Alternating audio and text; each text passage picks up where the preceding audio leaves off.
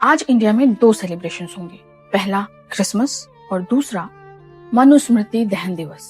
ये वही मनुस्मृति है जिसके लिए doctor Baba Saheb Ambedkar speeches and writing volume 3 page number 240 chapter 10 में लिखा है कि सुमति भार्गव नाम के एक ब्राह्मण ने 185 बीसी के बाद अपने हिसाब से कोड ऑफ कंडक्ट लिखकर मनुस्मृति का नाम दे दिया। लेकिन इस सुमति भार्गव नाम के ब्राह्मण को स्प्लिट पर्सनालिटी डिसऑर्डर था, क्योंकि ये अपनी किताब में शूद्रों का अपमान करता है, फिर शूद्रों को ब्राह्मण बना देता है, बाल विवाह को सपोर्ट करता है, फिर बाल विवाह के अगेंस्ट भी बोलता है, ये वेद विरुद्ध जाने को मना करता है और खुद वेद विरुद्ध श्लोक लिखता है। कमाल की बात यह है कि पुष्यमित्र सुंग से प्रभावित ये मेंटल डिसऑर्डर वाला ब्राह्मण सुमति भार्गव इतिहास में कभी एग्जिस्ट भी करता था या नहीं, इसका कोई हिस्टोरिकल या आर्कियोलॉजिकल प्रमाण नहीं है। तो फिर अंबेडकर ने सुमति भार्गव के नाम पर सभी ब्राह्मणों को क्रिमिनलाइज करते हुए मनुस्मृति दहन दिवस क्यों मनाया था?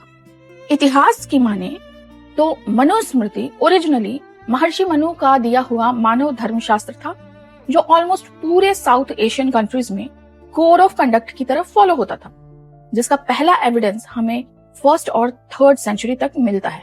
1794 में सर विलियम जोन्स ने मनुस्मृति को ट्रांसलेट किया, फिर जॉर्ज बुलर ने 1886 में फिर से मनुस्मृति को ट्रांसलेट किया। इन दोनों के ट्रांसलेशन में बहुत सारी इनएक्यूरेसी एंड एरर्स होने की वजह से इन दोनों को बहुत सारा क्रिटिसिज्म झेलना पड़ा था। फिर भी मनुस्मृति के ब्रिटिश इन्फ्लुएंस्ड एडिशंस ने भारत के court, university, markets and library में डोमिनेट किया। लेकिन भारत के 90% अनपढ़ जनता को ये बात कैसे पता चले कि ब्राह्मणों की मनुस्मृति ने 5000 साल से शूद्रों पर कितना अत्याचार किया? और इसीलिए 25 दिसंबर 1927 को मनुस्मृति दहन दिवस मनाकर समाज को तोड़ने की कोशिश की गई, क्योंकि टूटे हुए समाज को गुलाम बनाना आसान है। लेकिन तब भी किसी ने अंबेडकर को सीरियसली नहीं लिया। आजादी के बड़े से बड़े आंदोलन में सब साथ मिलकर लड़े, कहीं कोई जातिवाद नहीं दिखा और ना ही अंबेडकर दिखे। लेकिन अंबेडकर की उन गलतियों का असर हमें आज दिख रहा है।